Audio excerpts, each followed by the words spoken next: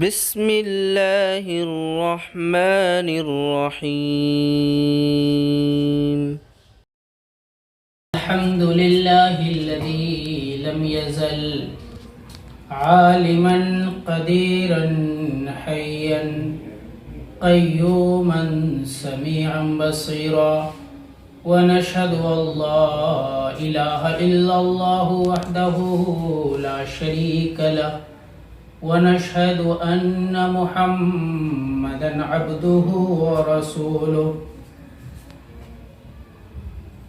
عن انس بن مالك رضي الله تعالى عنه قال قال رسول الله صلى الله عليه وسلم: المرأة إذا صلت خمسها وصامت شهرها وأحصنت فرجها وأطاعت بعلها فلتدخل من أي أبواب الجنة شاءت او کما قال علیہ الصلاۃ والسلام.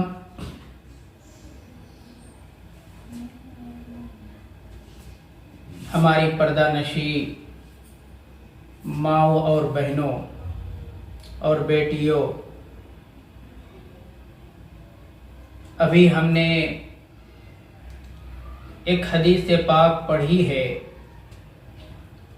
حضرت انس بن مالک رضی اللہ تعالی عنہ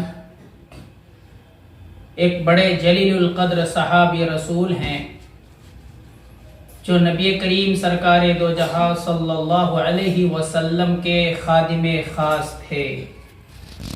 وہ کہتے ہیں نبی کریم سرکار دو جہاں صلی اللہ علیہ وسلم نے ارشاد فرمایا: جس عورت نے 5 وقت کی نماز پڑھ لی، مہینے کے روزے رکھ لیے،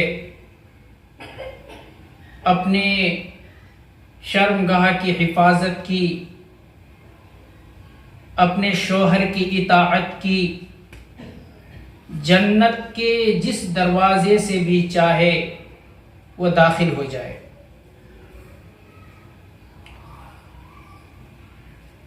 اس حدیث پاک میں نبی کریم سرکار دو جہاں صلی اللہ علیہ وسلم نے عورتوں کے جنت میں داخلے کا ایک آسان راستہ بتایا ہے. سب سے پہلی چیز اذا صلت خمسہا، کہ 5 وقت کی نماز پڑھ لے. نماز پڑھنا یہ ایک اہم عبادت ہے.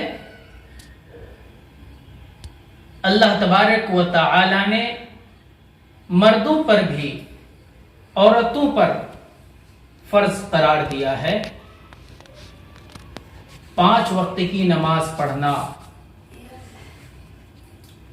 جس کے بارے میں ایک موقع پر نبی کریم سرکار دو جہاں صلی اللہ علیہ وسلم نے بہت ہی واضح انداز میں ارشاد فرمایا: من ترک الصلاۃ متعمدا فقد کفر، کہ جس نے جان بوجھ کر نماز کو چھوڑ دیا، فقد کفر، تحقیق کہ وہ کافر ہو گیا، یعنی اس کا عمل کفر جیسا ہو گیا.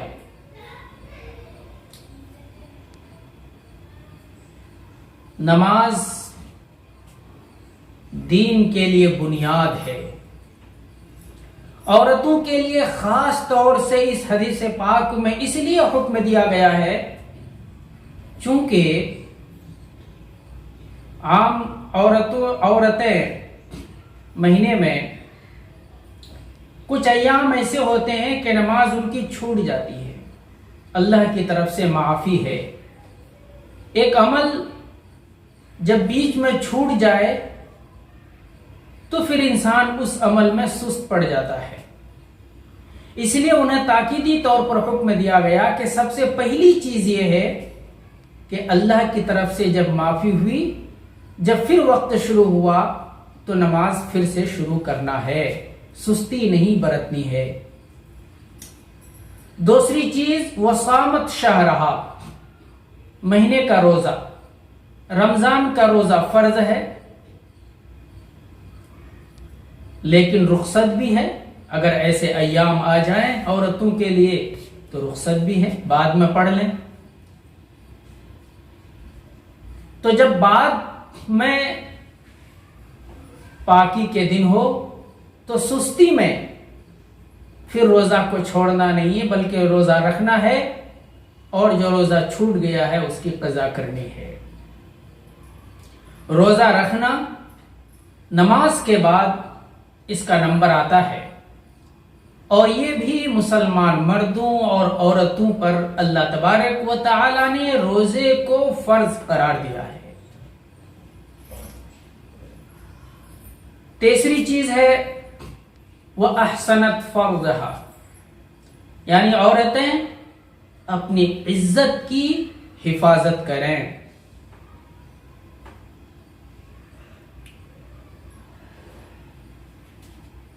چوتھی چیز وَأَطَاعَتْ زَوْجَهَا، اپنے شوہر کی فرما برداری کریں۔ اپنے شوہر کی فرما برداری اور اطاعت کرنی ہے۔ اسی لیے ایک موقع پر نبی کریم سرکار دو جہاں صلی اللہ علیہ وسلم نے ارشاد فرمایا اذا دعا الرجل امرأته الى فراشه فابت فبات غضبان، کہ ایک آدمی نے اپنی بیوی کو بستر کی طرف بلایا، عورت نے انکار کر دیا، شوہر غصے کی حالت میں رات گزارا، تو فرشتے صبح تک اس عورت پر بد دعا کرتے رہتے ہیں۔ اس سے بات یہ سمجھ میں آتی ہے کہ جہاں عورتوں کی دیگر ذمہ داریاں ہیں وہاں ایک اہم ذمہ داری یہ ہے کہ وہ شوہر کی اطاعت اور فرما برداری کریں۔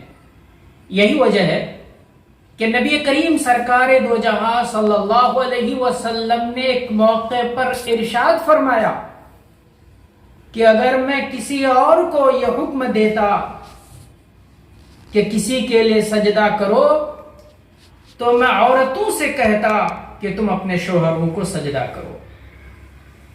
حالانکہ سجدہ کرنا اور یہ پیشانی کا جھکنا یہ صرف اپنے خالق کے لیے ہے، اپنے پروردگار اور پالنہار کے لیے ہے، اللہ تبارک و تعالی کے علاوہ کسی اور کے لیے سجدہ نہیں ہے۔ نبی کریم سرکار دو جہاں صلی اللہ علیہ وسلم شوہروں کے مرتبے کو عورتوں کے دل میں کس طرح سے بٹھا رہے ہیں اور کہہ رہے ہیں کہ اگر میں کسی اور کے لیے سجدہ کرنا جائز قرار دیتا، کسی اور کے لیے سجدہ کرنے کا حکم دیتا تو عورتوں سے کہتا کہ تم اپنے شوہروں کو سجدہ کرو۔ اب ذرا غور کیجئے، غار حرا میں جب پہلی بار وحی نازل ہوتی ہے اور آسمان سے حضرت جبرائیل نبی کریم سرکار دو جہاں صلی اللہ علیہ وسلم کے پاس تشریف لاتے ہیں اور سب سے پہلی وحی اترتی ہے، وحی کا سب سے پہلا مرحلہ ہے، ظاہر ہے تجربہ نیا ہے، آپ صلی اللہ علیہ وسلم پر بڑی گھبراہٹ ہے، اور اسی گھبراہٹ کے عالم میں آپ صلی اللہ علیہ وسلم گھر آتے ہیں۔ حضرت سیدہ خدیجہ الکبریٰ جو آپ کی بیوی ہے وہ کہتی ہے کہ آپ گھبرائیں نہیں، انک لتصل الرحم، آپ تو صلہ رحمی کرتے ہیں، وتحمل الکل، اور آپ بوجھ کو اٹھاتے ہیں، اور وہ جو معدوم ہوتا ہے، جو بے سہارا ہوتا ہے، ان کے لیے کماتے ہیں، اور بے سہارا کی آپ مدد کرتے ہیں۔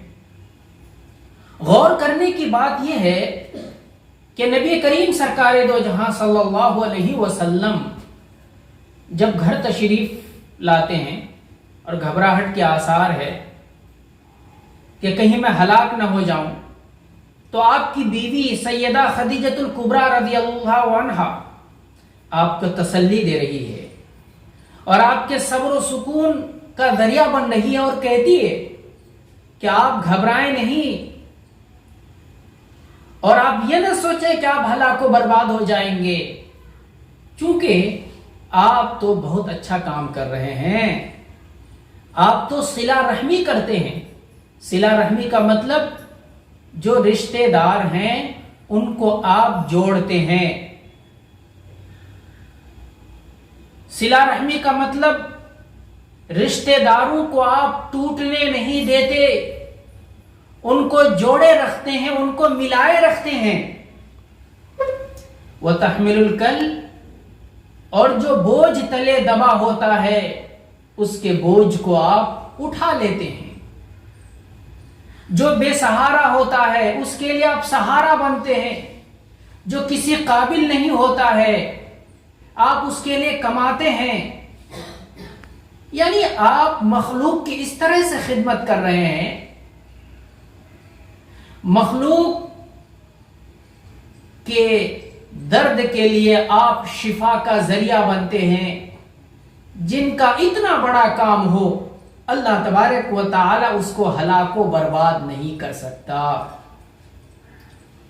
یہ درس ہے تمام خواتین اسلام کے لیے کہ جب شوہر میں گھبراہٹ کے آثار ہوں، پریشانی کے عالم میں جب وہ گھر کو پہنچیں، تو بیویوں کی یہ ذمہ داری بنتی ہے کہ وہ ان کے سکون کا ذریعہ بنے۔ یہی ہے مطلب کہ نبی کریم سرکار دو جہاں صلی اللہ علیہ وسلم نے ارشاد فرمایا وَأَطَاعَتْ بَعْلَهَا، کہ وہ اپنے شوہروں کی اطاعت کریں۔ یقیناً مردوں کے بھی فرائض ہیں، مردوں کی بھی ذمہ داری ہے، اسی لیے انہیں کہا گیا ہے کہ وَعَاشِرُوهُنَّ بِالْمَعْرُوفِ، کہ عورتوں کے ساتھ اچھی زندگی گزارو، اچھے سے رہو۔ وَإِن كَرِهْتُمُوهُنَّ شَيْئًا، اگر تمہیں ان کے بارے میں کوئی ناگواری چیز معلوم ہو رہی ہے، ممکن ہے کہ اللہ تبارک و تعالی اس میں خیر ڈال دے گا۔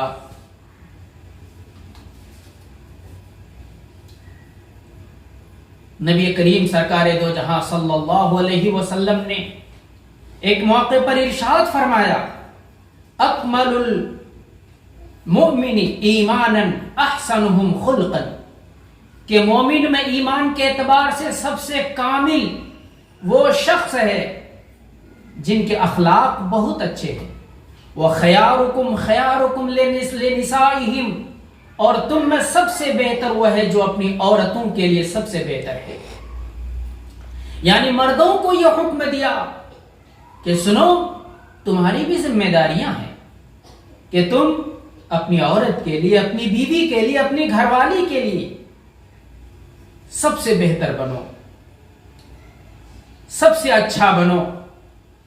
ایک موقع پر نبی کریم سرکار دو جہاں صلی اللہ علیہ وسلم نے ارشاد فرمایا خیرکم خیرکم لأہلی وانا خیرکم لأہلی، کہ تم میں سب سے بہتر وہ ہے جو اپنی گھر والی کے لیے سب سے بہتر ہے اور میں اپنے گھر والی کے لیے سب سے بہتر ہوں۔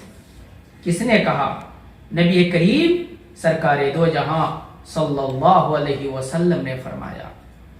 آپ صلی اللہ علیہ وسلم نے فرمایا کہ سنو، سب سے بہتر وہ عورت ہے کہ جب شوہر حکم دے تو اس کی اطاعت کرے، جب شوہر اس کی طرف دیکھے تو دیکھ کر خوشی محسوس ہو، اور جب شوہر موجود نہ رہے تو اس کی عدم موجودگی میں عورت اس کے مال کی بھی حفاظت کرے اور اپنی عزت و آبرو کی بھی حفاظت کرے۔ وہ عورت سب سے بہتر ہے۔ یعنی نبی کریم سرکار دو جہاں صلی اللہ علیہ وسلم نے ایسا نہیں ہے کہ صرف عورتوں کو یہ ذمہ داری دی کہ وہ شوہر کی اطاعت کریں، مردوں کے بھی ذمہ یہ فرض قرار دیا کہ ان کے ساتھ بہتر سلوک کا مظاہرہ کریں۔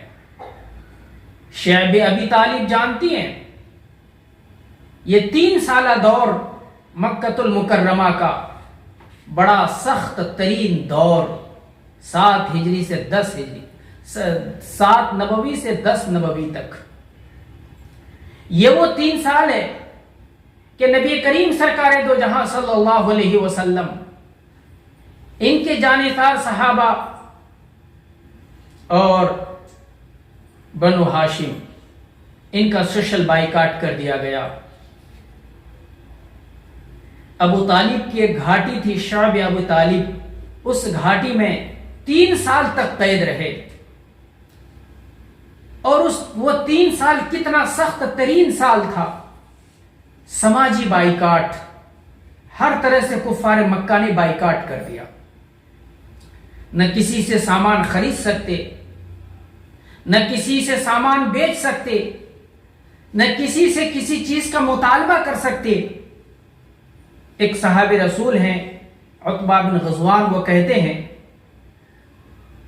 کہ نبی کریم سرکار دو جہاں صلی اللہ علیہ وسلم کے ساتھ ہم جو اس گھاٹی میں تھے، ہمارا حال یہ تھا کہ ہفتہ ہفتہ گزر جاتا اور کھانے کے لیے درختوں کے پتوں کے علاوہ کچھ بھی نہ تھا۔ ہم پتے کھاتے یہاں تک کہ ہمارے منہ چھل جایا کرتے تھے۔ انسان اگر آج سوچے گا، سوچ کر بھی انسان کی روح کانپ جائے گی۔ یہ ایک دن نہیں، 3 سال کا عرصہ گزرا، اور آپ صلی اللہ علیہ وسلم کی جو پیاری بیوی تھی حضرت سیدہ خدیجۃ الکبریٰ رضی اللہ عنہا، وہ کوئی عام عورت نہیں تھی، وہ مکہ کی بہت بڑی صاحب ثروت خواتین میں اس کا شمار ہوتا تھا۔ تجارت کے اعتبار سے، بزنس کے اعتبار سے ان کا ایک مقام تھا، بڑے پیسے والی تھی، لیکن اس کے باوجود نبی کریم سرکار دو جہاں صلی اللہ علیہ وسلم کے لیے اپنا سب کچھ قربان کر دیا۔ اور شعب ابی طالب میں جس طرح سے آپ صلی اللہ علیہ وسلم کے ساتھ دیگر صحابہ کرام تھے، آپ کی بیوی حضرت خدیجۃ الکبریٰ بھی ساتھ تھی۔ اس شعب ابی طالب میں آپ کی بیوی بھی موجود ہے۔ یہ سبق ہے کہ اگر شوہر کے ساتھ کسی طرح کی ناگہانی حالات آ جائے، اللہ نہ کرے صبح کو حالات بڑے اچھے تھے، شام تلے جب سورج غروب ہوا حالات خراب ہو گئے، ایک عورت کا یہ فرض ہے، اور حضرت خدیجۃ الکبریٰ کی یہ سنت ہے کہ ایسے موقع پر شوہر کو اس مصیبت میں تنے تنہا نہ چھوڑیں، بلکہ اپنے آپ کو پیش کر دیں۔ ایک عورت کی ذمہ داری گھر کی بھی ہے، گھر کی حفاظت کرنا، اپنے بچوں کی حفاظت کرنا، بچوں کے دین و ایمان کی حفاظت کرنا۔ حضرت عائشہ صدیقہ رضی اللہ تعالی عنہا کہتی ہے وَمَا نَعْلَمُ أَنَّ أَحَدًا مِنَ الْمُهَاجِرَاتِ ارْتَدَّتْ، کہ ہم نہیں جانتے ہیں کہ جن عورتوں نے ہجرت کیا مکۃ المکرمہ سے مدینہ کی طرف، اور ہجرت کرنے کے بعد وہ مرتد ہو گئی، حالات آئے، مسائل آئے، پریشانیاں آئی، مگر اس کے باوجود حضرت عائشہ کہتی ہے کہ عورتیں اپنے دین پر قائم رہی، اپنے اسلام پر قائم رہی۔ یہی ہم سب کی ذمہ داری ہے کہ ہماری مائیں اور بہنیں، بچوں سے ان کا واسطہ سب سے زیادہ پڑتا ہے، اس لیے آج کے ماحول میں اس کی سب سے زیادہ ضرورت ہے کہ وہ گھر کی حفاظت کریں. گھر کی حفاظت میں سب سے زیادہ ضروری یہ ہے کہ گھر میں جو بچے یا بچیاں ہیں ان کے دین اور اس کے ایمان کی حفاظت کریں. غزوہ احد کے موقع پر نبی کریم سرکار دو جہاں صلی اللہ علیہ وسلم کے بارے میں یہ خبر ملتی ہے کہ آپ صلی اللہ علیہ وسلم نعوذ باللہ شہید کر دیے گئے اور یہ خبر بہت دور تک پہنچ جاتی ہے. ایک عورت ہے وہ راستے میں کھڑی ہو جاتی ہے, نبی کریم سرکار دو جہاں صلی اللہ علیہ وسلم کے حالات کی جانکاری مل جائے. ایک قافلہ گزرتا ہے, پتہ یہ چلتا ہے, وہ عورت کہتی ہے کہ بتاؤ نبی کریم سرکار دو جہاں صلی اللہ علیہ وسلم کیسے ہیں؟ وہ قافلہ کہتا ہے کہ تمہارا بیٹا شہید ہو گیا. مگر وہ عورت کہتی ہے کہ میں نے یہ نہیں پوچھا کہ میرا بیٹا شہید ہوا, مجھے یہ بتاؤ کہ میرے نبی تاجدار بطحا امام الانبیاء صلی اللہ علیہ وسلم کیسے ہیں؟ پھر دوسرا قافلہ گزرتا ہے, وہ قافلہ کہتا ہے کہ تمہارا بھائی شہید ہو گیا. وہ عورت کہتی ہے کہ میں نے یہ نہیں پوچھا کہ میرا بھائی شہید ہو گیا, مجھے یہ جاننا ہے کہ میرے نبی تاجدار بطحا امام الانبیاء صلی اللہ علیہ وسلم کس حالت میں ہے. ایک تیسرا قافلہ گزرتا ہے, وہ قافلہ کہتا ہے کہ تمہارا شوہر بھی شہید ہو گیا.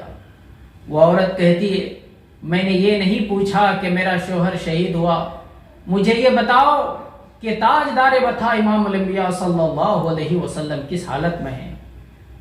یعنی بیٹا بھی شہید ہو گیا, بھائی بھی اور شوہر بھی, مگر اس کو فکر نہیں ہے, کوئی غم نہیں ہے. غم یہ ہے کہ میرے نبی تاجدار بطحا امام الانبیاء صلی اللہ علیہ وسلم کس حالت میں ہے. یہی ایک عورت کی ذمہ داری ہونی چاہیے کہ دین کی حفاظت ہو رہی ہے یا نہیں, ایمان محفوظ ہے یا نہیں, یہ اہم ہے. حالات آ سکتے ہیں, مسائل آ سکتے ہیں, پریشانیاں آ سکتی ہے, لیکن کسی بھی حالت میں دین, ایمان, اسلام اور تعلیمات اسلامی سے سمجھوتا نہ ہو. ایک صحابی رسول ہیں حضرت حبیب بن زید رضی اللہ تعالیٰ عنہ, بڑے جلیل القدر صحابی رسول ہیں. نبی کریم سرکار دو جہاں صلی اللہ علیہ وسلم کو پتہ چلتا ہے کہ مسیلمہ کذاب نے نبوت کا دعویٰ کر دیا ہے نعوذ باللہ, اور لوگوں کو اپنے نبوت کی طرف دعوت دے رہا ہے. آپ صلی اللہ علیہ وسلم کو پتہ چلا, مسیلمہ کذاب کی طرف حبیب بن زید کو بھیجا. حضرت حبیب بن زید چلے جاتے ہیں اور ایمان و اسلام کی دعوت دیتے ہیں. نبی کریم سرکار دو جہاں صلی اللہ علیہ وسلم کی نبوت اور رسالت کی طرف مسیلمہ کذاب کو وہ بلاتے ہیں.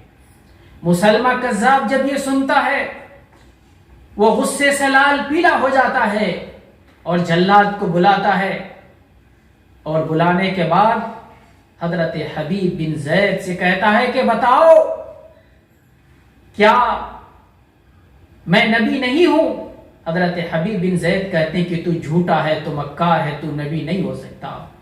نبی تو سرکار دو عالم صلی اللہ علیہ وسلم ہے. یہ کہنا تھا کہ جلاد کو حکم دیتا ہے کہ اس کے ایک ہاتھ کو کاٹ دو, ایک ہاتھ کو کاٹ دیا جاتا ہے. پھر وہ پوچھتا ہے کہ بتاؤ کیا میں نبی نہیں ہوں؟ حبیب بن زید کہتا ہے کہ تو جھوٹا ہے, نبی تو تاجدار بطحا امام الانبیاء صلی اللہ علیہ وسلم ہے. پھر دوسرے ہاتھ کو کاٹ دیا جاتا ہے. اسی طرح سے پیر کی باری آتی ہے, پھر پوچھتا ہے. حضرت حبیب بن زید انکار کرتا ہے اور کہتا ہے کہ تو جھوٹا ہے, ہمارے نبی صلی اللہ علیہ وسلم ہیں. پھر ایک پیر کو کاٹ دیا جاتا ہے, پھر دوسرے پیر کو کاٹ دیا جاتا ہے, یہاں تک کہ پھر سر کو کاٹا جاتا ہے، جسم کے ایک ایک عضو کو الگ کر دیا جاتا ہے، ایک ایک حصے کو جسم سے الگ کر دیا جاتا ہے، مگر اس کے باوجود ہر حالت میں ایک ہی رت ہے کہ ہمارے نبی تاجدار بطھا امام الانبیاء صلی اللہ علیہ وسلم ہیں۔ جب حضرت حبیب بن زید کی ماں کو پتہ چلتا ہے، انہیں خبر ملتی ہے، کوئی کہتا ہے کہ تمہیں پتہ ہے تمہارے بیٹے کو شہید کر دیا گیا، تمہارے بیٹے کے جسم کے ایک ایک حصے کو کاٹ دیا گیا، دردناک موت دی گئی۔ مگر ماں کا جواب سنیے، ماں کہتی ہے کہ آج ہی کے دن کے لیے میں نے اپنے بیٹے کو پال پوس کر بڑا کیا تھا،